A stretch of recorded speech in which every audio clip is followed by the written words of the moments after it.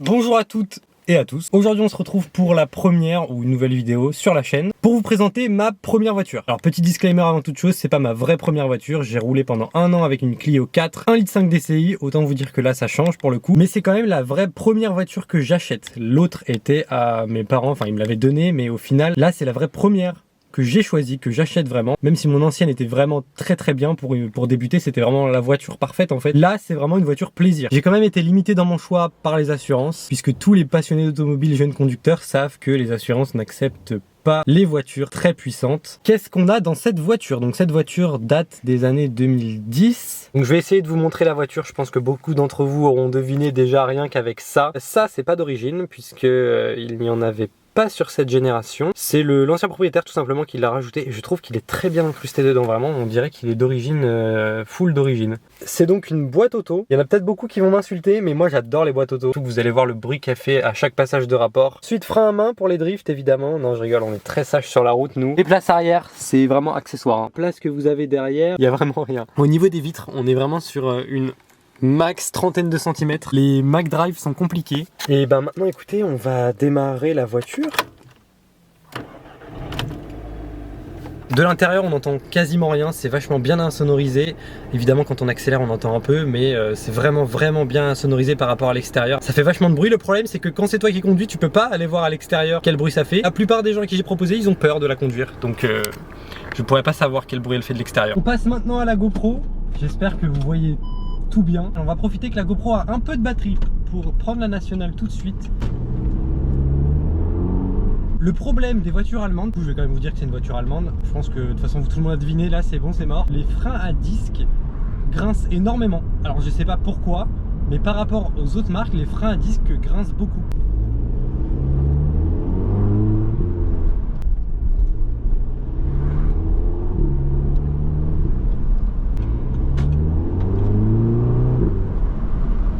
On a les palettes au volant vu que c'est une boîte auto. Si quelqu'un pouvait m'aider, que sur Le Bon Coin quand j'ai été regarder la voiture, il y avait beaucoup d'annonces où il y avait marqué DSG 6 et il y avait beaucoup d'annonces où il y avait marqué S-Tronic 6 puisque les deux sont des boîtes à double embrayage de toute façon.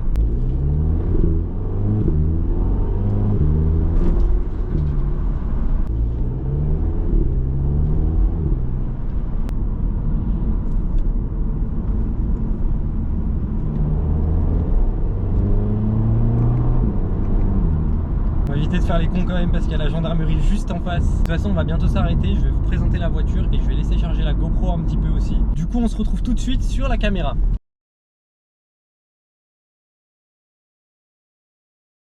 Là vous l'aurez donc tous vu, on est sur une Audi TT. Les jantes sont censées être noires, vous voyez qu'elles sont marron pleines de poussière de frein. Je vous disais qu'elle n'était pas très propre, hein. Là elle aurait vraiment pu être en meilleur état que ça, mais c'est pas grave, je vais quand même vous la présenter comme ça. Sur une Audi TT 2 litres TFSI, j'ai fait 3, tout va bien, 211 chevaux. Et là vous voyez qu'au niveau pneus on a monté du 245, 45, 17, 99Y. Et évidemment malheureusement en 2010 pas sur de l'éclairage LED. Ça change vachement parce que je suis passé d'avant éclairage LED à maintenant éclairage pas Xénon non plus, elle avait pas l'option Xénon celle-ci. Il y a un béquet arrière qui se lève au-dessus de 120 qui se redescend en dessous de 80. Je vous mets 2-3 séquences où vous pouvez écouter le bruit puisqu'il est plutôt sympathique. Que pour un 2 litres TFSI c'est un des plus beaux bruits de 2 litres que j'ai entendu. Du coup que ce soit la S3, la TT, que ce soit la Golf GTI, elle a le même bruit, d'ailleurs elle a le même moteur que la Golf GTI, hein. C'est exactement le même moteur que la Golf 6 GTI du coup puisque la 7 n'était pas sortie en 2010. Même si elle n'a pas le même échappement, elle fait globalement le même bruit. Il va y avoir quand même un travail de fait au niveau de l'échappement évidemment. Je pense mettre un système de valve pour faire un bruit plus sympa avec un full tube et après des silencieux et etc. Bon bref j'ai trop parlé là, je vous fais écouter le bruit tout de suite.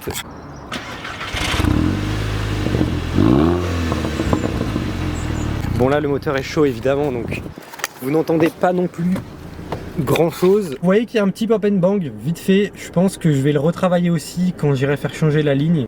Je vous ai fait un démarrage à froid tout à l'heure, je vous le mettrai au début de la vidéo ou quelque chose comme ça.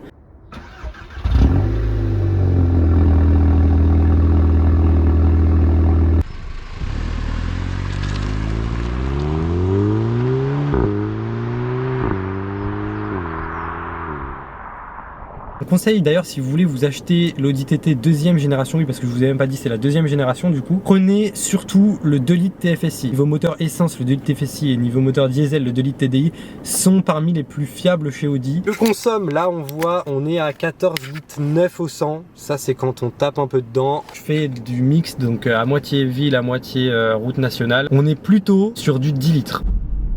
On passe à la boîte en mode séquentiel.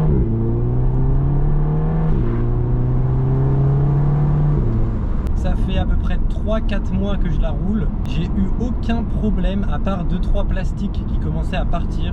Vous pouvez voir, alors je sais pas si vous allez voir, de l'autre côté il y a le cache-palette à l'arrière qui est parti. La palette est encore là, donc on peut quand même passer les vitesses manuellement. C'est pas un problème, c'est commun à toutes les vieilles voitures et encore plus aux moteurs comme ça où on tire pas mal dessus. La voiture consomme un peu d'huile, on prend 1 litre d'huile 3-4 mois. Je trouve que c'est pas non plus énorme par rapport à l'âge de la voiture. On va partir vers La Rochelle maintenant.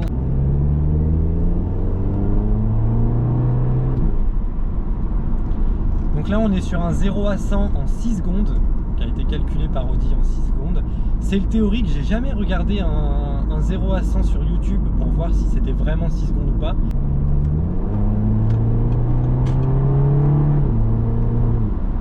Je vais vous faire une tonne de vidéos sur cette voiture. J'ai envie de modifier la ligne et de lui donner un look un peu plus agressif, tu vois, parce que je la trouve un peu trop gentille comme voiture. C'est une voiture qui fait énormément de bruit à l'extérieur, mais je peux vous chuchoter à 110. Qui peuvent accueillir comme ça des voitures. Tu sais que sur la plupart des circuits, on paye genre 60 € à la journée. On peut y accéder avec notre voiture. Et si vous en connaissez partout en France, hein, vraiment n'importe où, des circuits pas mal, n'hésitez pas à le dire en commentaire. C'est un rond-point à 3 voies. Autant vous dire que pour vous insérer, c'est un petit peu compliqué. Je suis perdu. Il y a des immeubles partout autour de moi et je n'ai jamais vu cet endroit de La Rochelle. Je suis perdu. Il y a des gens au calme qui marchent autour de la route.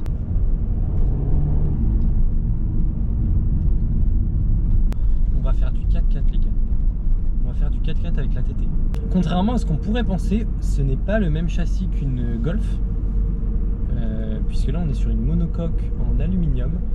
Ça se trouve je dis totalement une connerie. Là on est sur un rond-point. Un rond-point qui n'a pas de sortie. On est sur un rond-point au milieu de nulle part. Encore. Je suis perdu. Mais alors là je suis perdu mais perdu. Oh il y a une C5 sur les jantes là. Je crois que je suis arrivé par là. Il y a des barrières sur les côtés pour te protéger. Tu viens sur la route en plein milieu, ma soeur, promener ton chien. En plus, elle a des écouteurs, donc vraiment, elle entend rien. Elle marche dos à la circulation. Elle n'entend rien puisqu'elle a des écouteurs. Le chien me court après maintenant. Super. Le petit dos d'âne qui fait plaisir. Il faut quand même les prendre doucement parce que ça a quand même tendance à frotter. Même si c'est pas super bas, c'est quand même assez bas par rapport aux autres voitures. Il y a des passages piétons. Pourquoi tu traverses en plein milieu de la route, mon frère ?